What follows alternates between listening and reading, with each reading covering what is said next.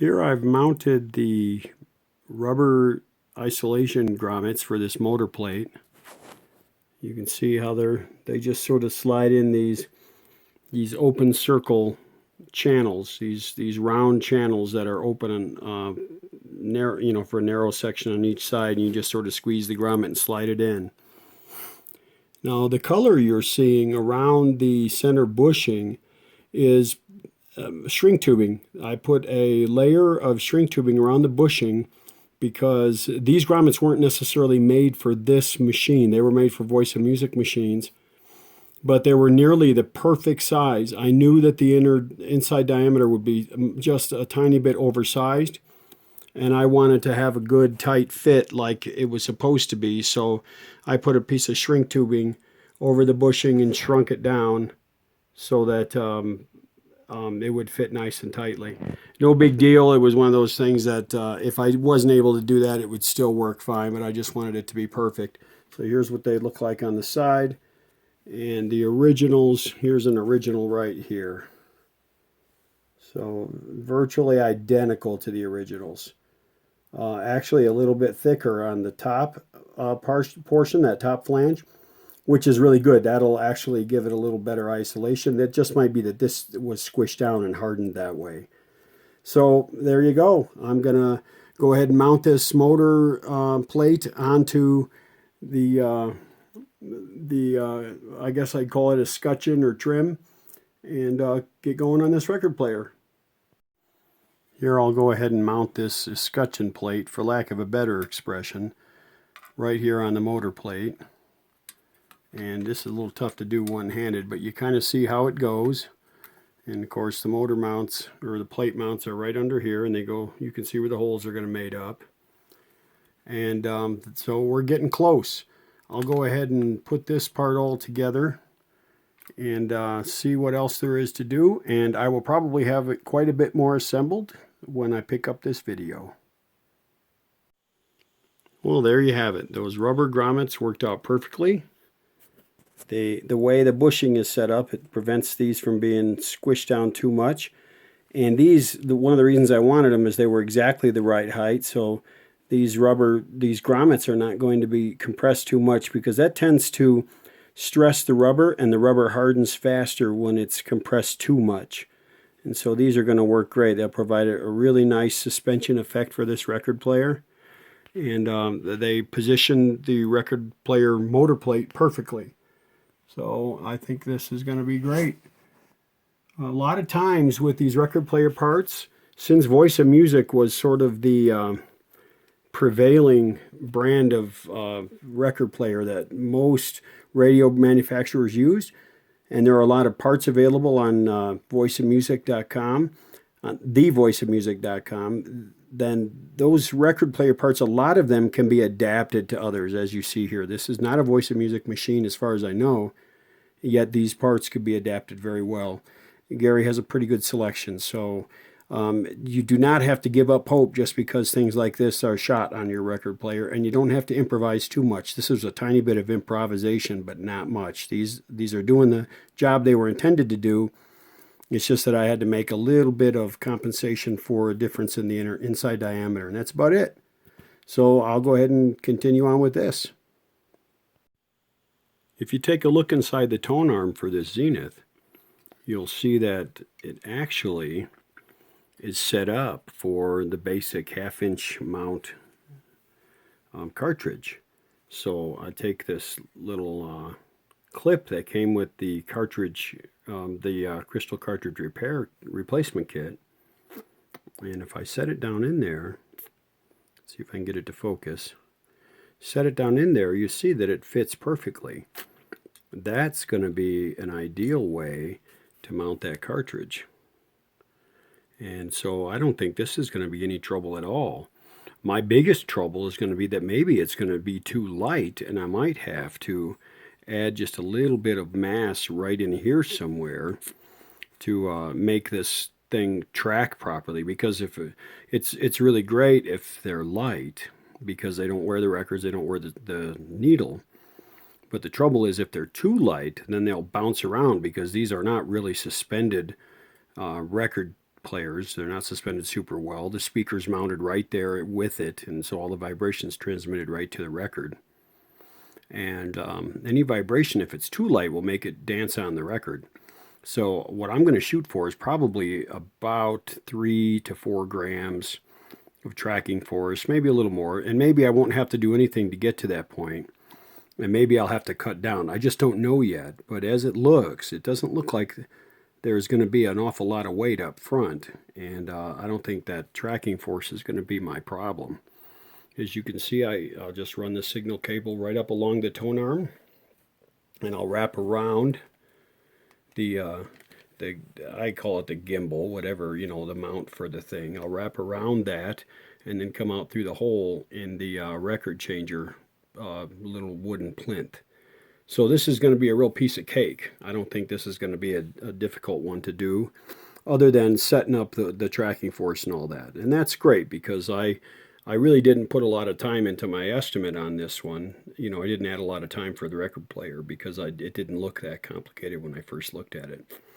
So I'll give this a shot here in the next little bit, and I'll show you how it turns out. Okay, there it is mounted in the tone arm, and I used 2 of the screws that came with the kit. Piece of cake to install. Nothing to it, man. Nothing to it. There we go. There are the screws. There's one of the screws right there. Mounted right in. No sweat. There's the angle that it's going to be. Let me show you the needle, the stylus. There you go. So it should work out just fine. There we go. Okay, and here's the flip over. Okay, now I'm gonna install the leads and run a signal cable for it.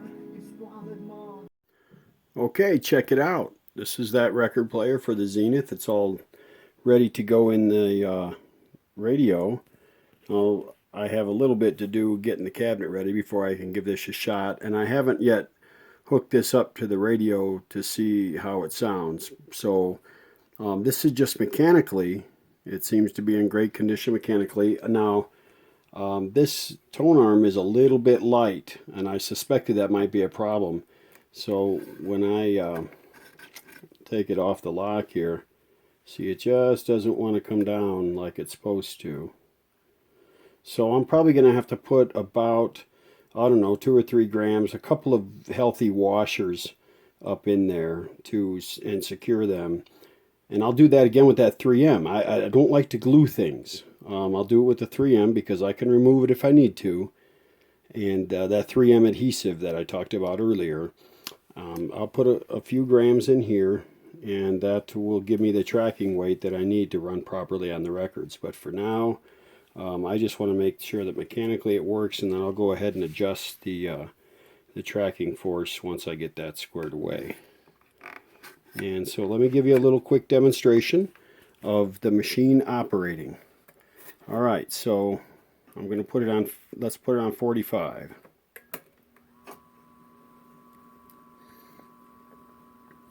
There we go. And I don't know if you can hear, but it's pretty darn smooth. Okay. That's interesting. Oh, it's rubbing underneath. Okay.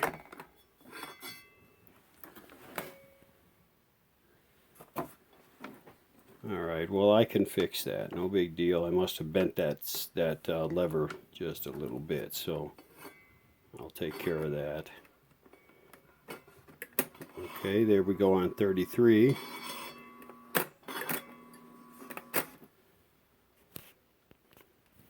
Okay, here we go on 33. It was resting on the motor, and so it was pushing the motor up against the platter, and the switch is connected to the motor plate.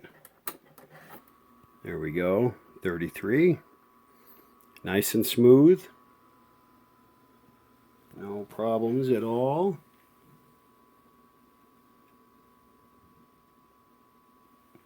Very nice. Okay, so we'll go up to 45 again. And let's bump her up to 78.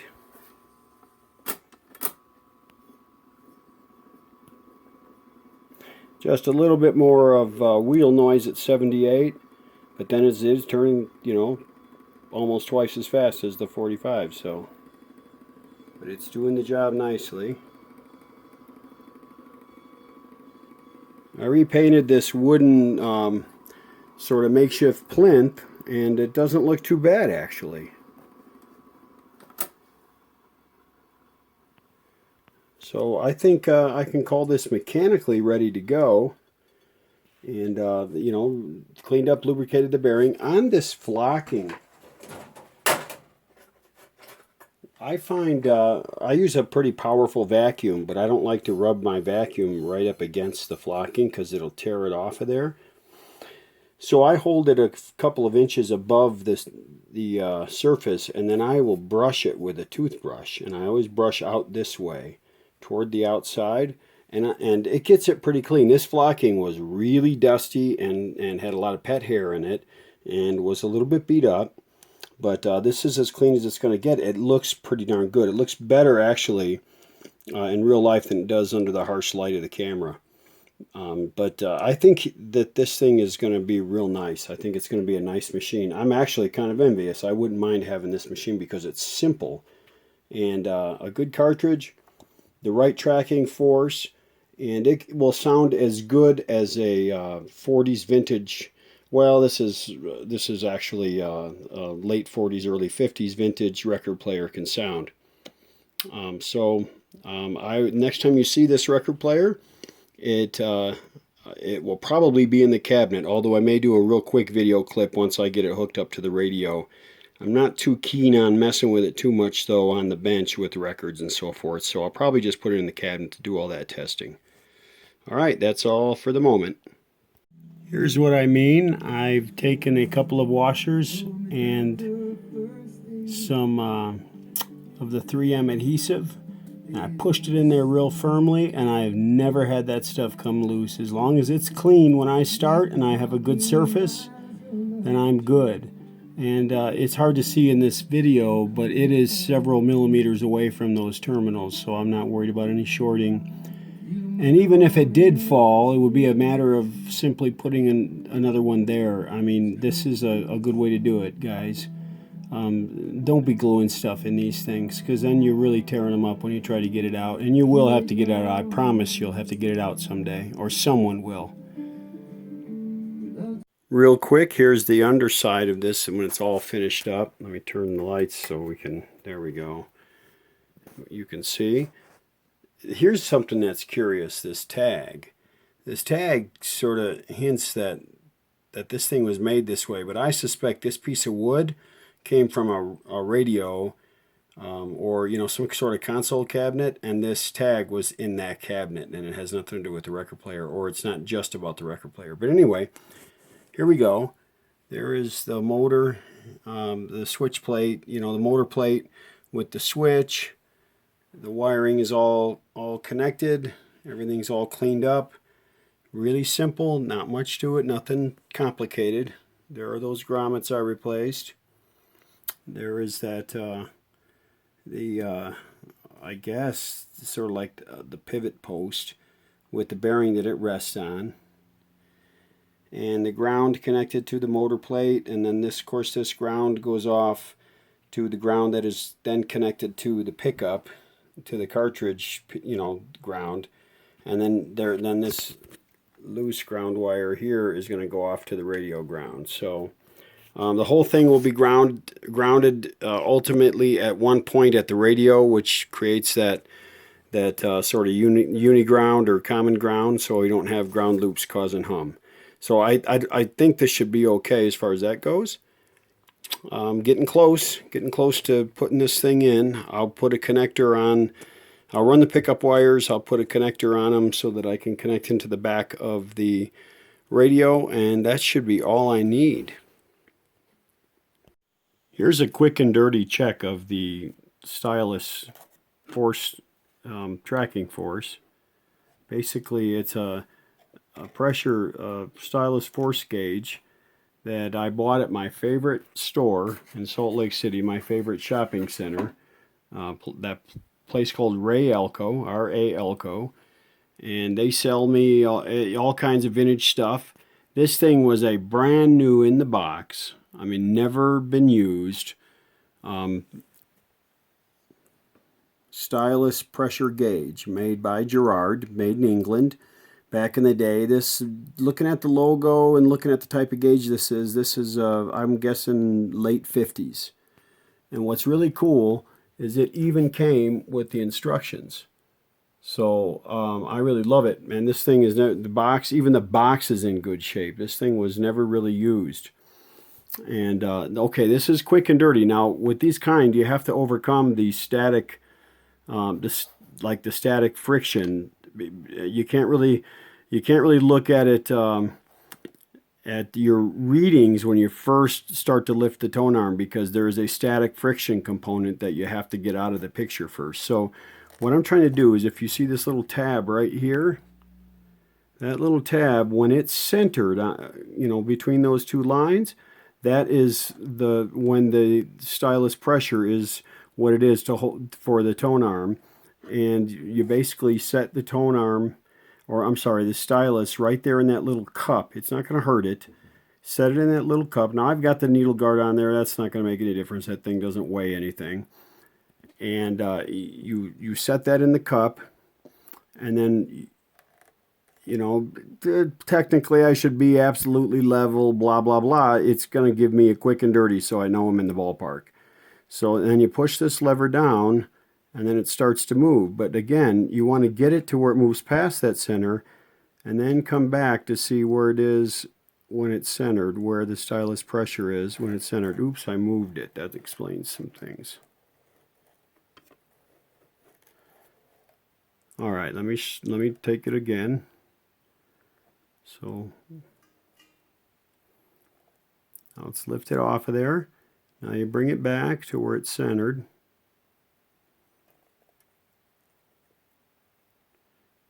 And I'm looking at, I'm looking at around 6 to 7, probably more like 7. I keep moving the dang thing. But about 7 grams, 6 to 7 grams. Now this thing is okay, 6 to 8 grams. So 6 to 7 is a little on the heavy side. That's actually good, because these things it doesn't take much, because there's not much for suspension. It doesn't take much to make that needle dance. So 7 grams, 6 to 7 grams is really good. I could actually probably be okay beyond 8, you know, 8 to 9 grams, but I don't like to do that. But I'm going to say 7 grams is pretty good. Let me take one last, oh, yeah, there I go. That was dumb. One last shot at it was what made it come off of there. So let me, this is tough with one hand, guys. Let me tell you. Those guys that did all those videos one-handed, they're more talented than you think. All right, so let me just take one more shot at it.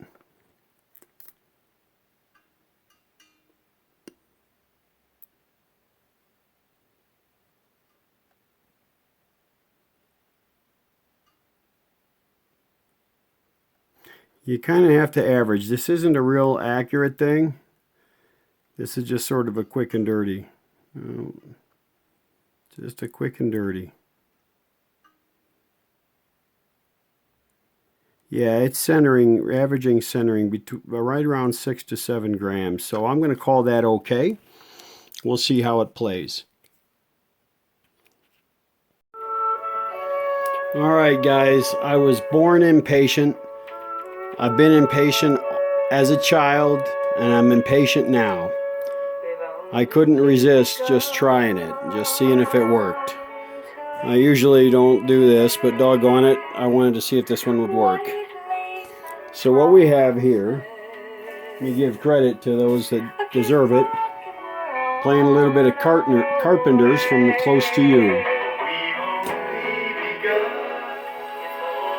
It's a classic record. A beautiful song. Karen Carpenter was wonderful. So there you have it. I better stop the music now before I get myself in trouble with the copyright police. So I think I'm okay. It looks like it's going to work. It isn't super loud. Let me play something different here.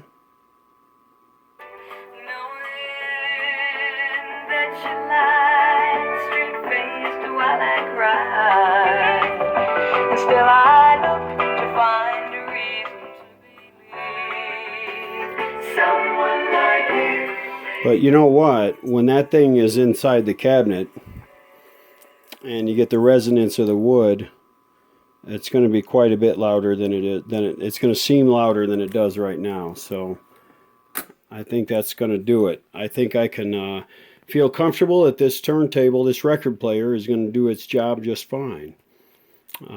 I hope I don't get dinged here. I tried to give credit. I don't know. I'm new to this whole copyright thing too. So, but just to make sure I give credit again, that was Close to You by the Carpenters.